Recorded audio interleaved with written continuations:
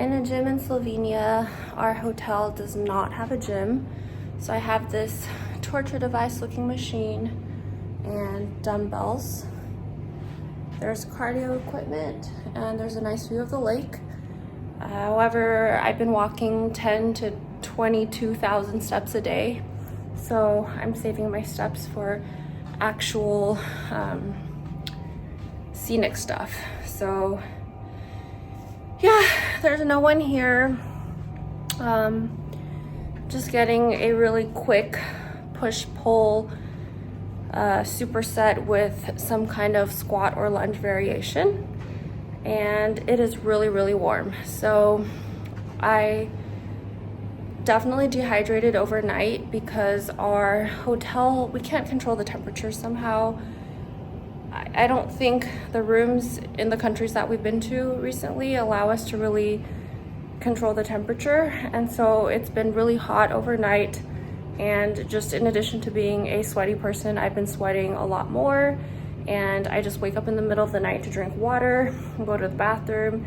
And I'm extremely dehydrated every morning. So working out in this room, it is mega heated. I'm not sure, it feels well over 70 degrees Fahrenheit, maybe even like 73, 74.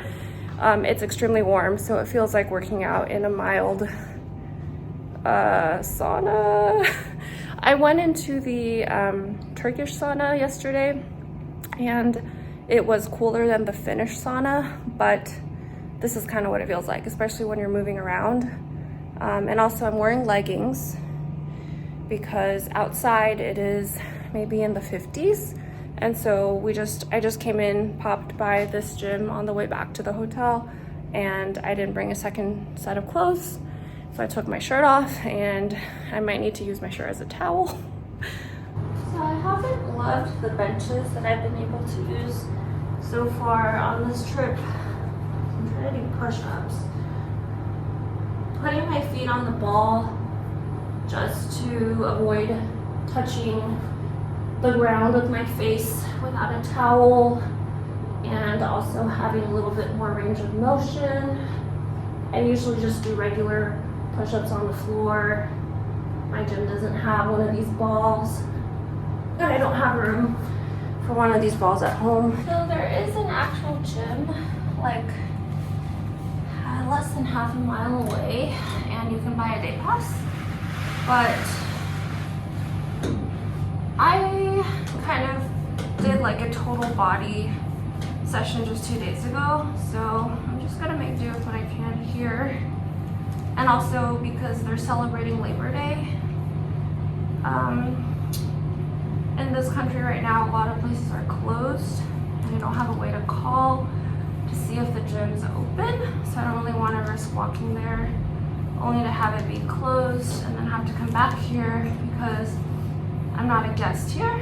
So I'd have to go to the front desk and ask to be let in again, and I just don't feel like dealing with that today.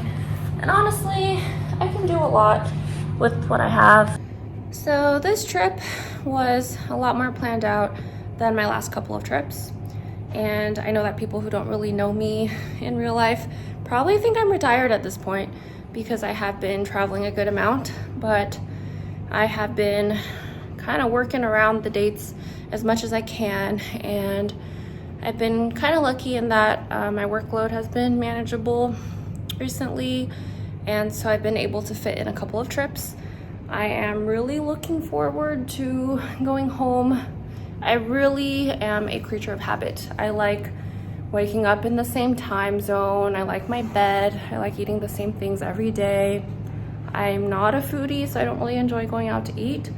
Like, I enjoy food, and if it's good food or if it's a memorable meal, that's cool, but I'm not like someone who loves to travel for food or anything like that. So I'm really looking forward to getting back into routine. I had a really good training block after the Arnold, and then I went off and I got my food poisoning, and then I trained through that, even though it was definitely like top 3 worst food poisonings of my life.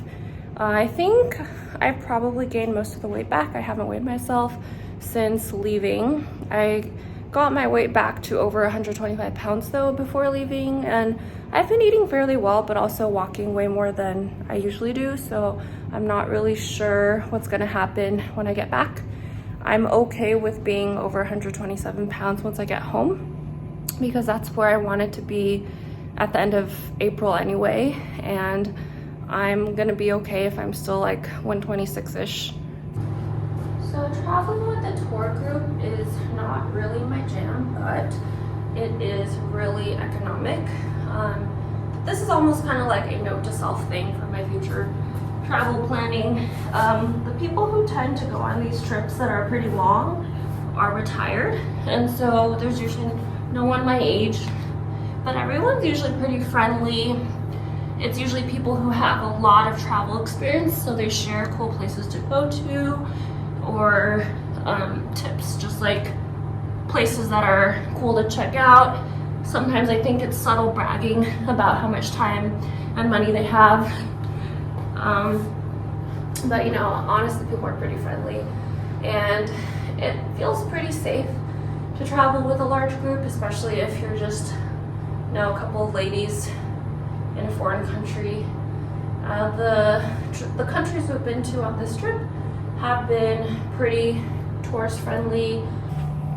As an introvert, spending long days, especially if it's like all 3 meals with the entire group, is a lot of socializing for me. I feel like this trip has been less tiring that way compared to the Turkey trip, because I think the Turkey trip people were way more chatty, and so even on the bus it'd be non-stop conversation, and the bus stays were a lot longer. This trip the rides were like 3 to 4 hours at most a day, at least for our leg of the trip, so that's been less tiring. And now that I've been gone for many days, my jet lag is better. Like I'm sleeping 5 to 6 hours instead of 3 to 4. But I have to say, going to the gym on my own, even for like an hour each day, does help me maintain sanity, because I think just when you're with, I'm just an introvert, I recharge on my own, and even talking to a camera, which is basically talking to myself on my own, but this is kind of a way for me to document things about my trip before I forget. And I'm gonna go home and I'm gonna have so much footage of so many sites and so many cities, and it'll all kind of seem like a blur. Honestly, when I make my videos, it makes me remember the names of the places that we went to, because a lot of the times it's like you're in and out, you don't really get to know where you're at or really take in all the sites. So sometimes I'll go back and look up where I went to try to learn more about where I already went. This is some footage from our walking tour of Ljubljana, the capital of Slovenia. This was a pretty short tour. The buildings were really interesting to look at. We found the dragons that are the symbol of this capital. And of course, we had to get our daily gelato. Bled. We're in Bled. In a grand hotel. By the lake. It's so pretty. And this is our second to last stop. Because then tomorrow, after tomorrow, we go to Italy. 2 nights here. It's really pretty. It's pretty nice. It's a really nice looking hotel room. And look at the view outside. Yeah. She said it would be small, but it's actually pretty big. Oh, this is really big. Maybe it's the location is too exposed. Yeah, we're right by the elevator. Okay.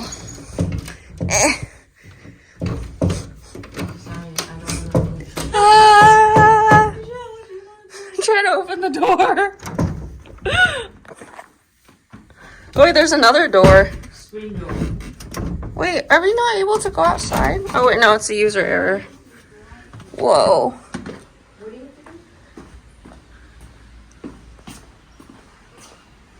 Wow.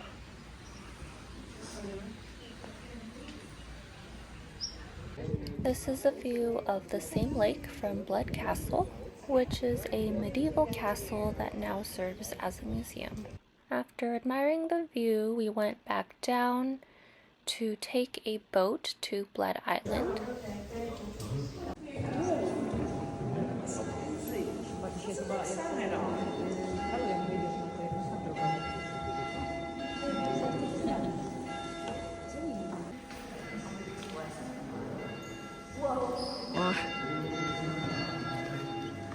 In the center. To get onto the island, you have to either rent a rowboat or take one of these gondolas, and I kind of think the guys paddling these probably have chest day every day. Slovenia felt very quiet and peaceful.